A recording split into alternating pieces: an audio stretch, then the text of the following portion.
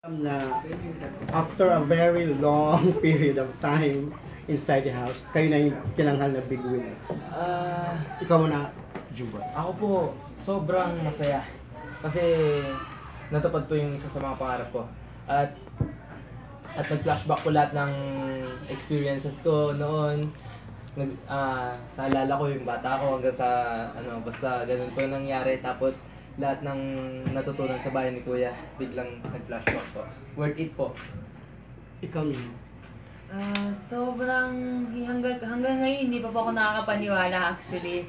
Dahil hindi ko pa akalain na ako magiging big winner. Kaya sobrang ansaya ko talaga na hindi pa ako makapaniwala. Sobrang ansaya-saya ko talaga. Dahil biruin mo, nagkabahay kami ng hindi oras, nag-1 million kami ng hindi oras. Ako, Diyos ko talagang sobrang nagpapasalamat po ako kay God, tsaka sa mga sumuporta sa akin. Sobrang thank you po talaga sa kanilang lahat. Mino, sa tingin mo, ano yung nagustuhan ng tao sa'yo? Yung pagiging... Siguro kasi, ako naman po, tingin ko po sa sarili ko, wala naman po akong talent, wala naman po akong ibang ginawa kung hindi, kung ito lang, kung ano lang yung makita sa akin, kung ano lang po yung pagkatao ko, yun lang naman po pinakita ko ng buong buo. Are you proud of yourself? Of course. I'm proud of myself. Ikaw, Jimboy, sa tingin mo, ano yung nagustuhan sa'yo ng mga tao? Siguro kung sino po ako. Kasi ayun lang naman po yung ginawa namin sa bahay ni Kuya, ang pagpapakatoto. At saka siguro hindi pa ako sumuko sa mga task. Kaya yun naman po yung ginawa ko. Basta pinakita ko po kung sino ako, pinayag ko po kung sino po ako. Ngayon, ano yung gusto niyo mangyari? Tuloy-tuloy na to sa pag-artista, paano? Oh my God.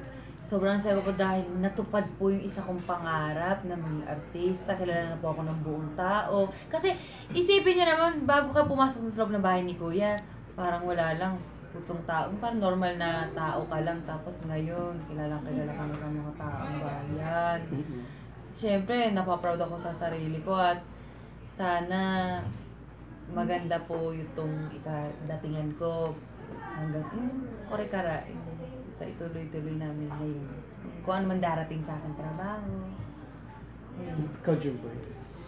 Mag-artista ka o singer or paano? Gusto ko maging artista po eh. Tapos gusto ko rin pong magka-album. So, hindi ko po alam kung ano pipiliin ko. Basta kung magkaroon man po ako ng opportunity na mabigyan ng trabaho ganun, grab ko po yun para sa kinabukasan ko. Kinabahan ka kagabi kasi ang laban nyo ni Ilona is dikit. Oo, syempre.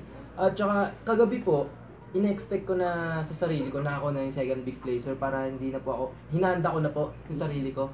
Kumbaga pag matawag man po ako, handa na ako. Pag hindi man po ako matawag, mas maganda po yung loob ko. Kaya ganun po yung ginawa ko. Kaya hinanda ko po ang sarili ko talaga. Ikaw, Miho, kasi overwhelming naman yung pagkapanalo mo kasi parang landslide, di ba? Oh my God, hindi pa ako makapaniwala. 81% yung bumuto sa akin, nagsuporta sa akin. Kaya sobrang nagtataka din ako sa sarili ko. 81% Miho, ang galing mo. Napaganon talaga ako sa sarili ko. Kaya sobra talagang wala po akong ibang sabihin sa mga sumuporta talaga sa akin. Dahil kung wala po talaga sila, wala po kasi kami dito sa kinakatayuan ko. Kaya talagang nagpapasalamat po talaga ako sa kanila. Magwanas ako. Ano masasabi nyo na itong edition nyo is parang aprobado sa lahat yung mga nanalo? Parang walang question. Ano po? Parang ang sinasabi nila, deserving lahat yung nanalo sa PBB. Kayong dalawa. Deserving lahat. Actually, lahat naman po talaga kami, kahit sino man po maging big winner, hindi naman po lahat naman po kami, mayroon pong personalidad, lahat naman po kami, may mga, basta lahat naman kami mabubuting tao, alam nyo po yun, yung parang ganun. Kaya, hindi na po ako nagtataka kung sino man po manalo sa amin.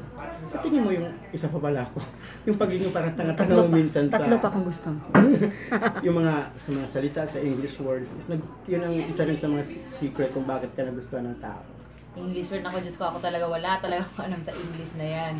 Dahil ako lumaki sa Japan. Alam niyo naman po sa Japan, wala po talaga English doon. Talagang lumaki po ako ng Nihongo. Japanese only lang po, pati po Tagalog lang po dun sa bahay lang. Lahat po ng kaibigan ko kasi lahat Japanese, Japonesa. Eh, hindi po talaga ako English, never. Ngayon lang